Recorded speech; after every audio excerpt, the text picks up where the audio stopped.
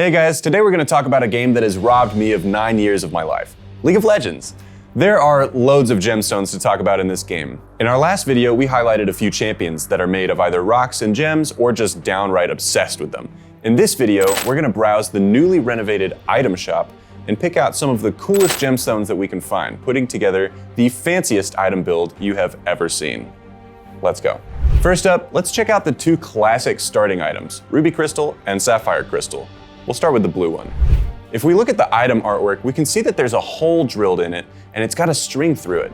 Now, corundum, which is what Sapphire is very hard, a 9 on the Mohs scale. I don't know what kind of technology they've got access to in Runeterra, but here on Earth, our sapphires are pretty tough to drill through. You'd probably need a few diamond drill bits on standby or some kind of high-powered, heavy-duty laser cutter to drill through it, or your friendly neighborhood Vel'Koz. Riot Games seemed to notice this during the item rework and gave Sapphire Crystal new artwork, making it a plain, faceted blue stone. Ruby Crystal also used to have a hole in it, but Ruby, also being corundum, is just as difficult to drill through as Sapphire. In its new artwork, it is not faceted, but rather still rough. Let's see if we can't beautify it a little bit. Continuing on with our item build, let's upgrade our Ruby Crystal into a Kindle Gem. If we had any doubts as to whether we were dealing with a spinel and not a ruby, I'd say we could put them to rest here. One very popular way to fashion ruby is to cut it en cabochon. That way, our stone could potentially exhibit asterism, an optical effect not uncommon to ruby, or chatoyancy. It's caused by thin, needle-like inclusions of a mineral called rutile. When they're all parallel, you get a cat's eye effect, and when they're all crisscrossing, you get either a 4 or a 6-pointed star. It's pretty cool stuff. The spherical shape of Kindle Gem would show this phenomenon just as well as a cabochon cut. I would feel pretty fed walking back in a lane with one of those in my inventory.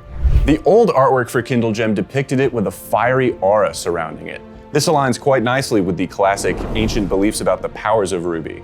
There are many historical descriptions of rubies possessing an internal glow and like an inner fire.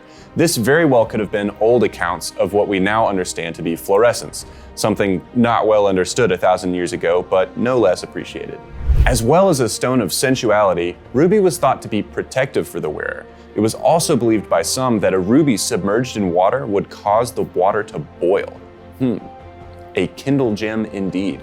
Now that we have the versatile Kindle Gem built, what do we want to build it into? Might I suggest another bejeweled item? How about something new to the shop? The Moonstone Renewer. It's got the name of the stone right there in its name, making our job easy.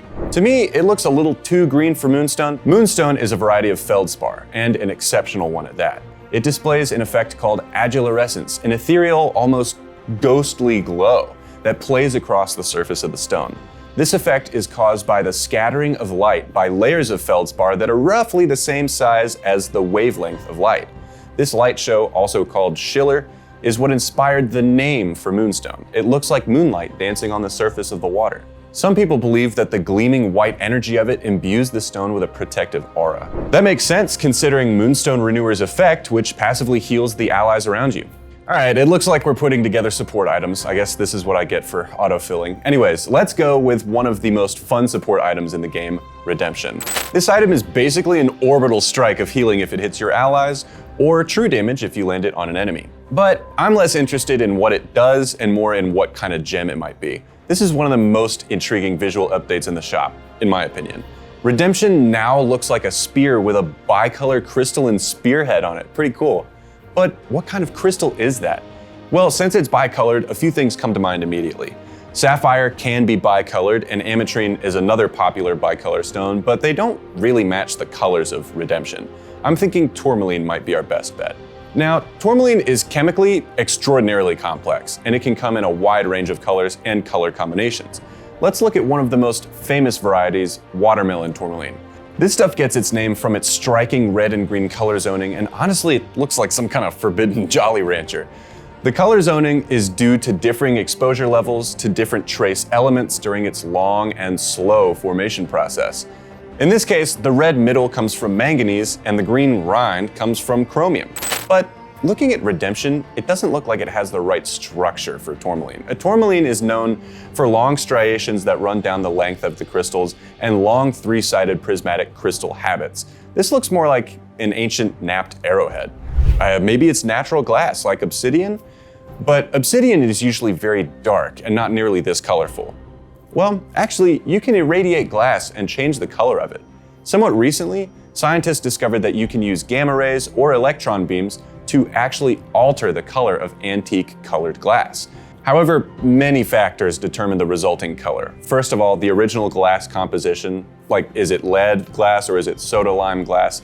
Then there's the original intentionally added coloring agent, like manganese that we just talked about, which was used by ancient Egyptians to create purple glass.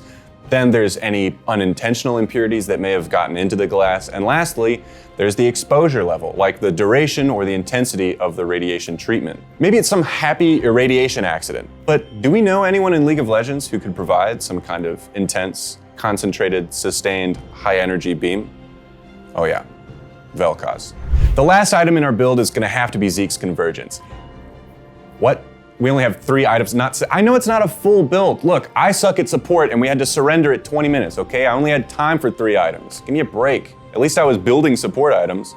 Anyways, Zeke's Convergence looks like a shield with another bicolor gemstone at the center of it. It appears to be red on one side and blue on the other. And what does it build out of? That's right, our original gemstone items, ruby crystal and sapphire crystal, 2 types of corundum converging as one.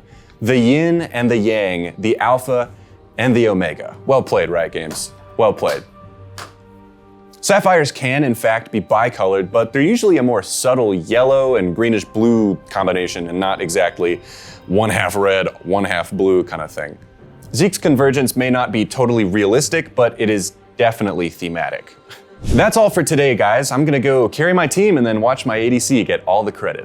But before we do, tell me what your favorite item in the game is. Also, who do you think is gonna win MSI this year? Let me know down in the comments and be sure to like, subscribe, and of course ring the bell so you don't miss out on future videos. Thanks for watching. I'm gonna go run it down mid.